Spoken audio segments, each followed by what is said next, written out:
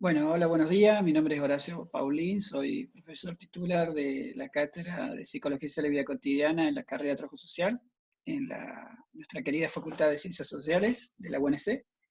Y bueno, junto con el profe Rafa Carreras, queremos darle la bienvenida en estas circunstancias tan difíciles.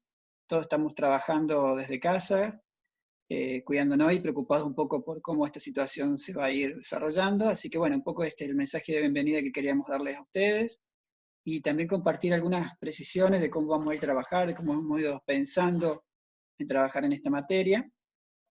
Yo quería compartirles una presentación que hicimos, ¿sí? Para ir conociendo un poco cómo nos pensamos. También nos van a acompañar Luz Narvaja y Lourdes Gallo, que son dos ayudantes que van a trabajar con nosotros, que, bueno, que han estado colaborando un poco en la bibliografía, un poco han colaborado también en cómo pensar algunas actividades con ustedes. También queremos agradecer al Centro de Estudiantes que nos ha permitido compilar la bibliografía, que todo eso ya está subido en el aula virtual. Bueno, como les decía, esta bienvenida también queríamos plantearles un poquito justamente cómo vamos a encontrarnos en esta coyuntura de la pandemia, en una situación que estamos, como les dije antes, preocupados, pero también ocupados en encontrarnos y en trabajar.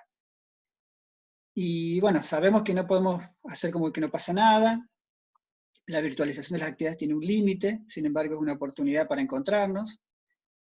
Sabemos que los chicos y las chicas que trabajan con nosotros tienen distintas dificultades para acceder no solamente al Wi-Fi, sino también para una cultura del trabajo virtual, por eso también nos interesa ver cómo vamos a ir encontrándonos con estas posibilidades. Y sobre todo que, bueno, tanto los profes como los estudiantes, todos estamos en situaciones de diferencias en desigualdad económica, así que, bueno, vamos a tratar de ver cómo podemos encontrar una manera colectiva.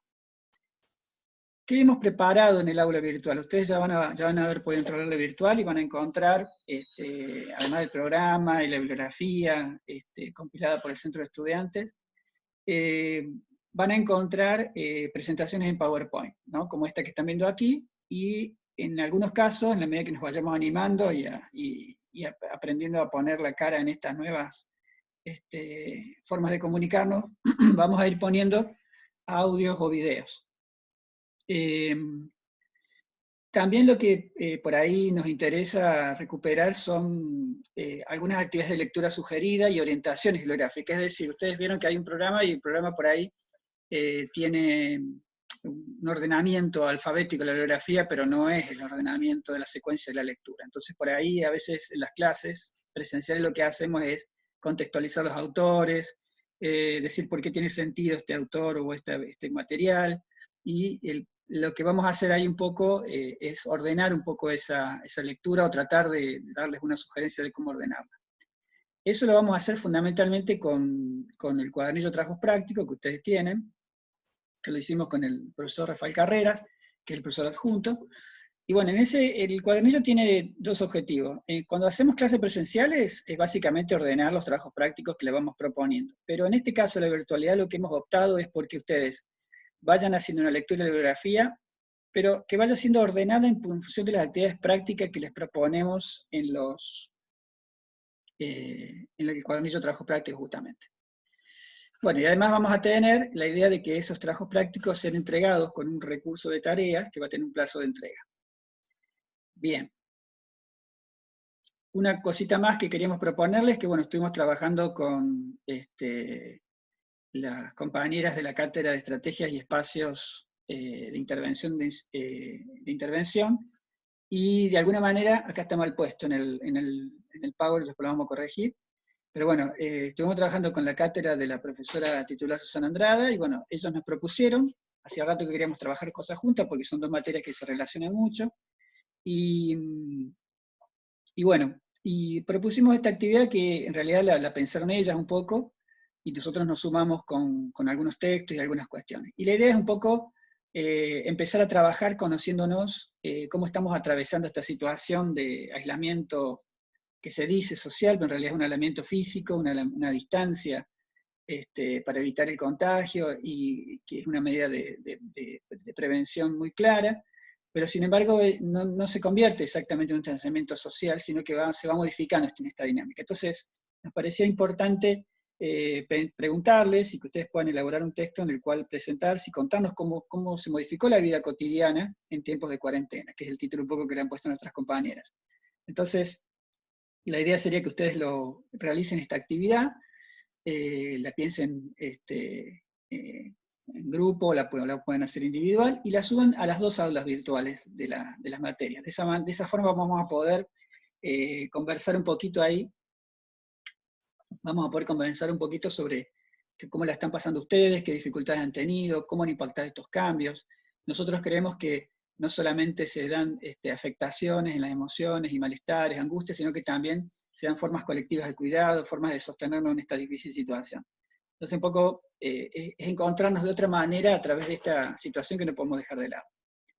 En ese sentido les damos algunas aproximaciones a pensar la vida cotidiana, un texto que vamos a seguir de una comunicadora y socióloga que es Rosana Reguillo Cruz. Tiene un texto que se llama La clandestina centralidad de la vida cotidiana, un texto que lo vamos a ver más adelante, pero bueno, lo trajimos más en principio para que ustedes puedan pensar junto con nosotros a ver lo que propone esta autora, que plantea un poco que el lugar de la vida cotidiana es un lugar estratégico para pensar la sociedad, ¿sí? Ella va a hacer énfasis fuertemente en la dimensión simbólico-cultural de la vida cotidiana, también la dimensión material, pero básicamente va a pensar que fuertemente, a pesar de la repetición y la reproducción que se da en la vida cotidiana, también se puede generar algún tipo de oportunidad de innovación y de cambio, ¿no? Entonces un poquito esa es la idea de que ustedes trabajen esta primera actividad o ejercicio. ¿Qué temas y conocimientos vamos a trabajar en esta asignatura, ¿no? Entonces, bueno, un poquito contarles cuáles son los contenidos y objetivos que vamos a recorrer. Un poco cuál es el sentido de Psicología Social y Vida Cotidiana en la carrera de Trabajo Social en un tercer año, una materia cuatrimestral, que no tiene de alguna manera una carga horaria muy fuerte, sino que, como ustedes saben, es cuatrimestral, es aportar y complementar una lectura psicosocial sobre determinadas problemáticas sociales que nos permitan generar una lectura de lo individual y de lo social que no sea escindida. Esto es un poco tratar de generar algún tipo de lectura más relacional, más dialéctica, y sobre todo crítica. Ese es un poco el posicionamiento teórico que tenemos en esta asignatura. Por eso vamos a tratar de recuperar aportes investigativos y teóricos sobre cómo se van configurando las subjetividades en los distintos contextos sociohistóricos, y nos interesa aportar, ¿sí? para trabajar con ustedes, herramientas y metodologías que son propios de la psicología social para complementar la formación en trabajo social. En ese sentido, nos interesa acoplarnos al trabajo de formación de trabajadores y trabajadoras sociales desde nuestros aportes particulares. El programa tiene 3 módulos, y por módulo entendemos una organización de contenidos que va más allá de las unidades, sino que tiene que ver con un conjunto de contenidos conceptuales, de habilidades y de formas de posicionarse frente a los problemas, o lo que antes se llamaba como actitudes, que reúne materiales, como les decía, desde diversas fuentes, ¿no? Entonces, por ahí un poco el módulo 1, lo que planteamos es trabajar una genealogía de la psicología social y el estudio de la vida cotidiana, ¿no? Y tiene dos momentos, ¿no? Un momento donde vamos a tratar de recuperar cómo surge la psicología social, sus orígenes históricos, en forma breve, pero básicamente entender cómo es una disciplina que, al igual que el trabajo social o la antropología o la sociología, surge en un determinado momento histórico de la modernidad para dar cuenta de alguna manera de las dificultades sociales, y que asume fuertes encargos, ¿no? de corregir, de controlar y de normalizar la vida social, ¿no? Entonces, a partir de ese encargo que discutimos y criticamos, bueno, cómo surgen distintas teorías. Y después eso lo vamos a trabajar en el primer práctico, por eso va a ser importante que ese primer práctico ustedes lo revisen a partir de un autor que es Tomás Ibáñez, que ahora lo vamos a revisar en un ratito, y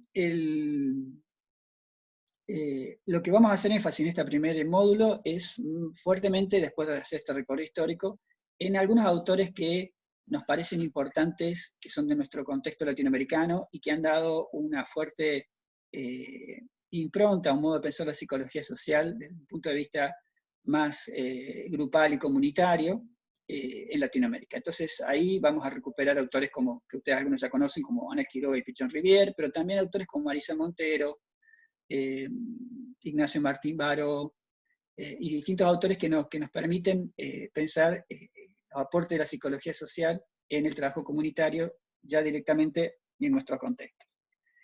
El módulo 2, lo que vamos a hacer es trabajar de alguna manera aquellos aspectos que tienen que ver con la socialización, las instituciones y la cotidianeidad, y acá lo que vamos a tratar de ver es justamente pensar cómo se puede pensar el proceso de socialización y constitución de la subjetividad. Por eso el módulo 2, socialización, institución y cotidianeidad, trata de tener como dos momentos, ¿no? ¿Qué pasa con la construcción del proceso de socialización en términos de identidades y de procesos psicodinámicos que se dan en ese contexto?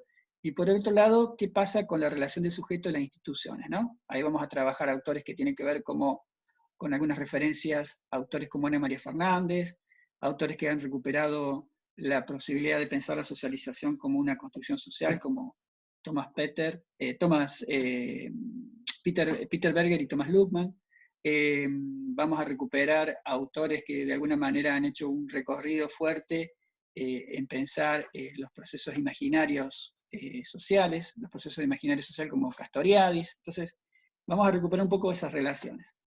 Y en el cuadernillo lo que hemos pensado es que el trabajo 3 y 4, trabajo práctico 3 y 4, van a dar un poco cuenta de este módulo. Y finalmente el módulo 3, donde vamos a trabajar vida cotidiana, conocimiento y cambio social, ahí nos vamos a ingresar en un espacio de trabajo que tiene que ver con lo que es el sentido común y cómo se va construyendo el conocimiento en la vida cotidiana. Ahí vamos a recuperar la teoría de las representaciones sociales y vamos a hacer referencia al espacio de la vida cotidiana, vamos a volver con el espacio de la vida cotidiana para pensarlo como un ámbito de intervención fundada y pensar ahí cómo de alguna manera la intervención psicosocial se puede articular a la intervención en trabajo social. Eso lo vamos a tratar de ver en el trabajo práctico número 5. Bueno, estas son un poco las instancias que teníamos en Enfoque Enseñanza, o sea, encuentros de aproximación conceptual eran las clases presenciales, que ahora van a ser trabajadas en el punto C como instancia de trabajo en la virtual, y las instancias de trabajo teórico-práctico que vamos a seguir recuperando a través de estos distintos espacios que les contaba anteriormente. Bien. Con respecto a la evaluación y las condiciones, no me voy a extender en este punto, lo tienen en el PowerPoint, y además son condiciones que del régimen vigente que se están evaluando, ver cómo vamos a trabajar. Por ahora la idea es comenzar, ¿sí? Y seguramente después de las autoridades de la facultad se verá cómo seguimos con estas condiciones, ¿no? Bueno,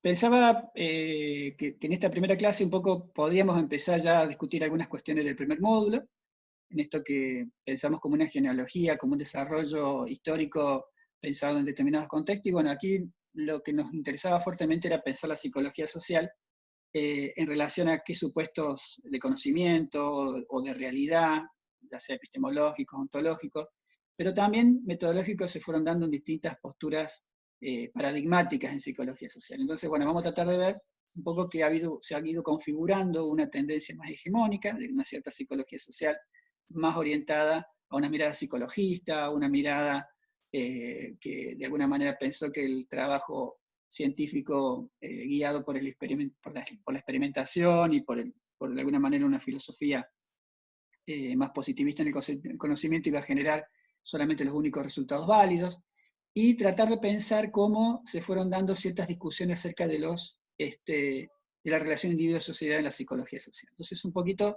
es ese aspecto lo que nos va a interesar trabajar en estas primeras clases.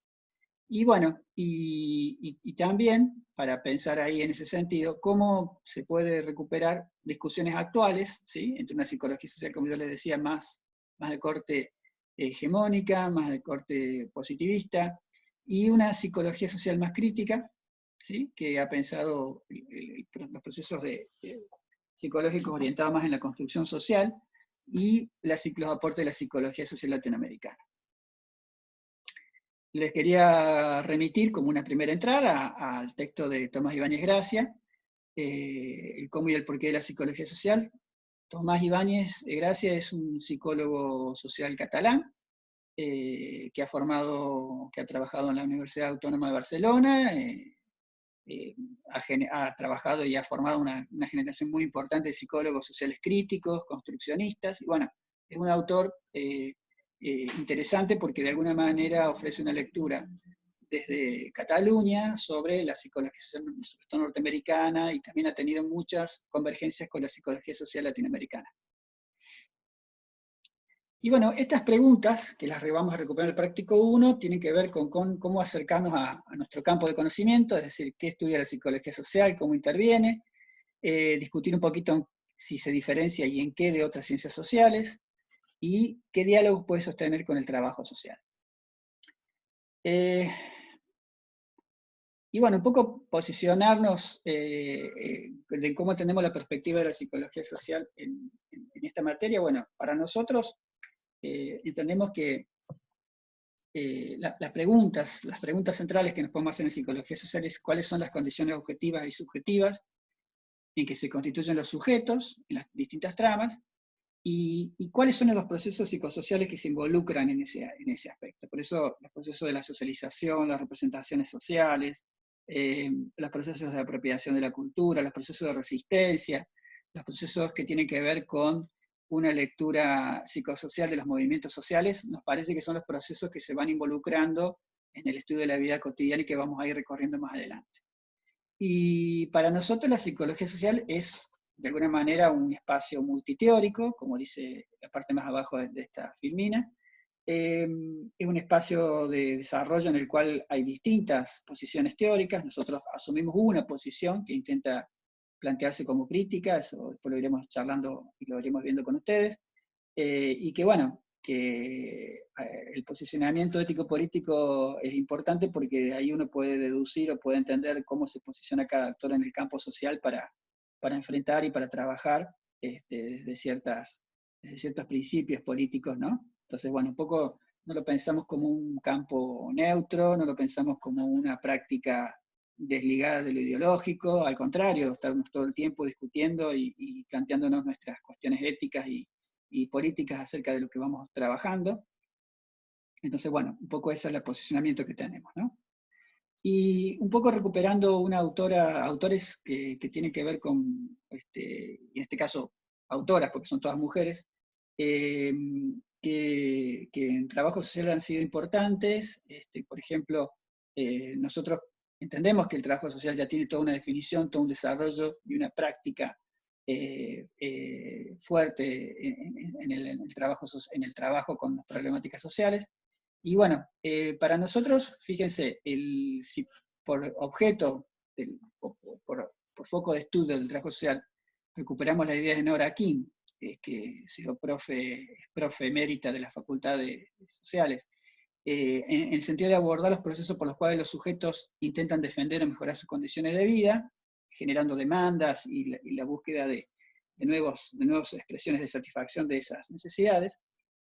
Y si recuperamos un poco la idea de Susana García Salor acerca de cómo los sujetos son portadores de recursos, también de necesidades, y que hay sujetos intermediarios en esas situaciones, el campo del trabajo social de alguna manera recupera toda esta definición que también plantea Nancy Fraser acerca de cómo se juega siempre en una definición social y una lucha política de interpretación de necesidades, en el sentido de pensar que esa es lo que está como trasfondo de los problemas sociales, ¿no?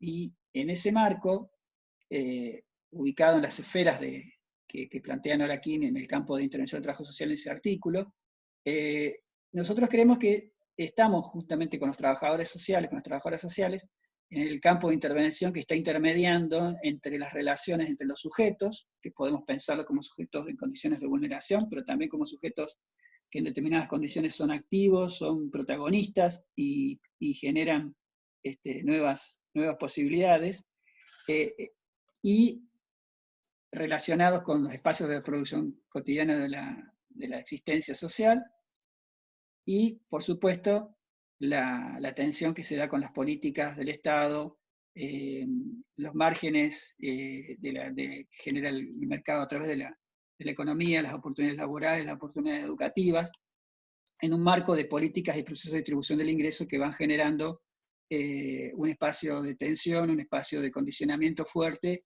a la posibilidad de la construcción de la vida, ¿no? Entonces, para nosotros este campo de intervención es un campo que compartimos, es un espacio en el cual aparece de alguna manera distintas perspectivas que podemos tomar para pensar el aporte tanto de la práctica del trabajo social como de la psicología y de la psicología social.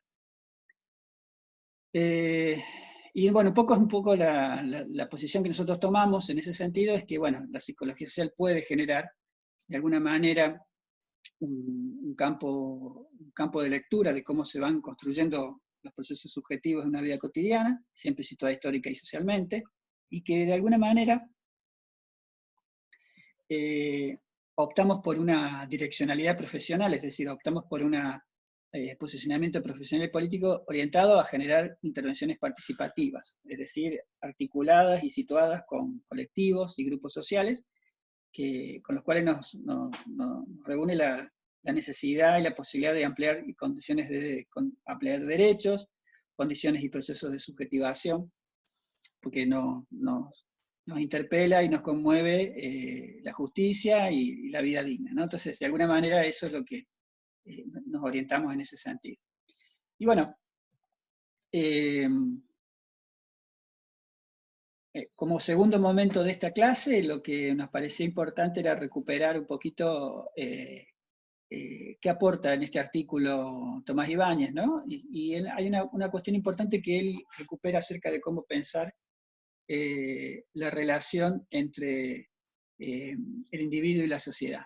Y aquí él va a hacer una primera cuestión que tiene que ver con recuperar tres formas de pensar la relación individuo-sociedad, una que tiene que ver con una forma de pensarlas dicotómicas, separadas, otra que intenta pensarlo como una intersección, como una intermediación entre lo social y lo psicológico, y una tercera que tiene que ver con pensarlo como la fusión, como la interrelación entre lo social y lo psicológico. En la primera aparece fuertemente la idea de la separación, y aquí en la historia de la psicología social lo vamos a encontrar en los distintos modos de pensar los aportes de los primeros estudios psicosociales, ¿no? Donde de alguna manera se pensaba siempre que había una psicología general, una psicología del individuo, ¿sí? Centrada fuertemente en los estudios de los procesos de percepción, la memoria, el aprendizaje, que algunas de estas cuestiones ustedes han visto en Introducción a la Psicología en la carrera. Pero bueno, básicamente la idea fuerte acá es que se piensa que los procesos individuales, los procesos psicológicos son influidos por los factores sociales. Entonces la psicología social vendría a ser como una especie de disciplina complementaria a la psicología que lo que hace es estudiar cómo los procesos personales de la memoria son influenciados por los procesos sociales. Es decir, por ejemplo, estudiar los procesos de construcción de la memoria a partir de pensarlos en tareas individuales o tareas grupales. Cómo el aprendizaje se potencia, se modifica, si es colaborativo, si es grupal, si es más colectivo, que si es solamente individual. Entonces hay una lectura que habitualmente se ha teorizado como la lectura de la influencia social del grupo al individuo. O sea, son estudios de influencia social, donde acá lo que de alguna manera hay como supuesto fuerte, básico, es que los fenómenos psicológicos son universales, es decir, las emociones, el conocimiento, la agresión, los procesos de prejuicio, discriminación, son procesos psicológicos que de alguna manera los ponemos en tensión cuando la psicología social mira la influencia social. Y es una primera forma de entender la relación, ¿no? Donde hay una relación de influencia. Por ejemplo, los experimentos que se han hecho de lo que se llamaba la teoría de la conformidad social, de Stanley Milgram, por ejemplo, en la década de 60 y 70, donde se estudiaba cómo los individuos eran obedientes o no a los procesos de autoridad, se suponía que eran obedientes o no de acuerdo a los grados de presión social de los grupos en los cuales estaban. Después vamos a hacer una actividad que tiene que ver con analizar las experiencias de obediencia a la autoridad en ese caso. La crítica fuerte acá es que de alguna manera la relación del sujeto con la sociedad o el individuo con la sociedad aparece fuertemente como a través de una metáfora que tiene que ver con decir, bueno, el contexto aparece como un barniz, rodea a un proceso psicológico, a un proceso más de tipo subjetivo que no que se va modificando a través de estar en distintos contextos, pero que no tiene variaciones importantes, esa es como la idea. Y que de alguna manera el sujeto puede pensarse como una plastilina, como un espacio de moldeado, donde a partir de los distintos contextos van generando algunas modificaciones. Pero habría algo ahí de una psicología general por abajo que estaría jugando como fuerte, ¿no? Otra forma de pensar la relación individuo-sociedad es pensarla como una intersección. Y aquí ha habido justamente la relación con otras disciplinas. Por ejemplo, una muy conocida que plantea Ibáñez es la relación entre psicología y sociología. Y aquí aparece la idea de que la sociología se ocupa de los procesos macroestructurales, la psicología se ocupa de los procesos más microsociales o subjetivos, entonces aparece como una resolución de pensar la psicología social como una psicología social aplicada, ¿no? Entonces, por eso pensamos que la psicología social se orienta al estudio de los roles, al estudio de los grupos, al estudio a los humos de las instituciones, pero sería como un espacio intermediario, ¿no? Y ahí aparece una forma de resolver esta dicotomía individuo-sociedad. La tercera posición o la tercera forma de pensar la relación individuo-sociedad es un poco la que plantea Tomás Ibáñez como otra chance, y ahí hace referencia a que tratemos de pensar no en términos de división entre justamente individuo y sociedad, y que de alguna manera esa construcción dicotómica está sentada en un modo de pensamiento binario, ¿no? Que trabaja sobre fuertes dicotomías como la división cuerpo-mente, razón-emoción, o pensamiento-emoción, lo objetivo y lo subjetivo, lo masculino y lo femenino, ¿sí?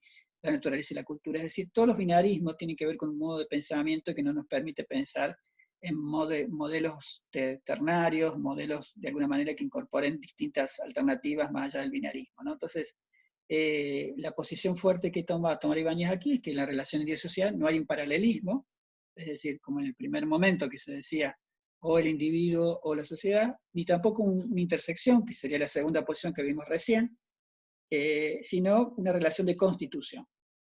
Y la posición fuerte que él va a tomar en este planteo es que lo social, cuando dice lo social, está entendiendo no solamente lo material, sino también lo simbólico, interviene desde el inicio en la construcción social de lo psicológico. Ese enunciado es el planteo fuerte que va a hacer esta tercera posición. ¿Qué quiere decir que la construcción social de lo psicológico? ¿Cómo se construye socialmente los procesos psicosociales? De alguna manera lo que está planteando es que el lenguaje, la cultura, nos constituye como actores culturales y sujetos psicológicos, ¿no? Y que esto se da fuertemente en el proceso de socialización y en el marco de las relaciones intersubjetivas. Entonces, ¿por qué hacemos foco en la trama psicosocial? Justamente porque pensamos que en esa trama de vínculos, grupos y comunidades se instituye el sujeto. Es como la vieja frase de Ortega y Gasset, yo soy yo en mis circunstancias, ¿no? Circunstancias de vida, de clase, de género, de etnia, territorio, ¿sí? Que de alguna manera van planteando cómo la psicología social se constituye en esta forma de pensar la relación de sociedad, en la construcción social, pero también simbólico y cultural de lo psicológico.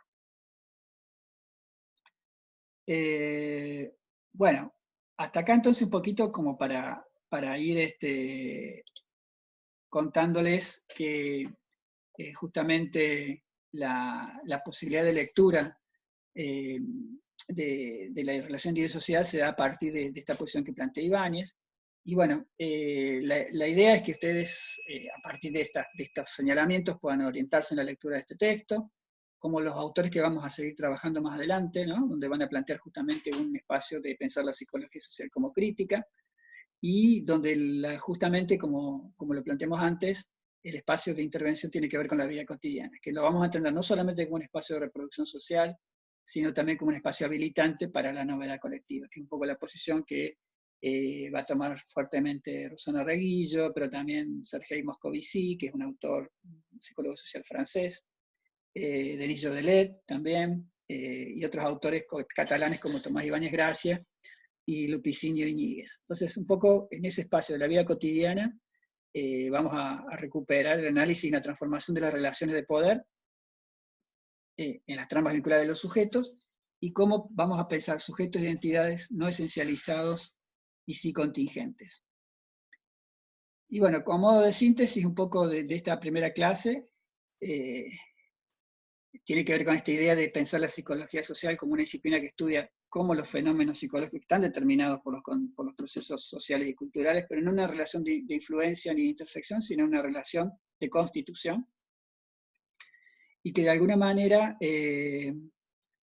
optamos por una direccionalidad ético-política, ¿sí? Y tratar de construir un espacio de intervención, un espacio de comprensión y de estudio de los procesos subjetivos en la psicología social, que esté situada, que esté socialmente orientada también a cómo generar espacios de transformación de esas relaciones de desigualdad y opresión.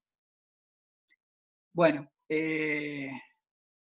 entonces, esta como primera clase, como primer acercamiento, disculpen las interrupciones o los tropiezos del lenguaje producto de cómo uno va metiéndose con estas nuevas tecnologías para trabajar con ustedes.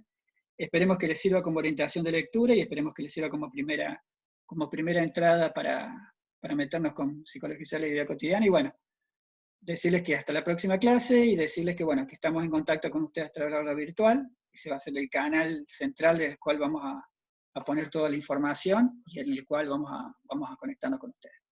Les mandamos un fuerte abrazo, mucha onda para seguir en esta situación y bueno, estamos en contacto.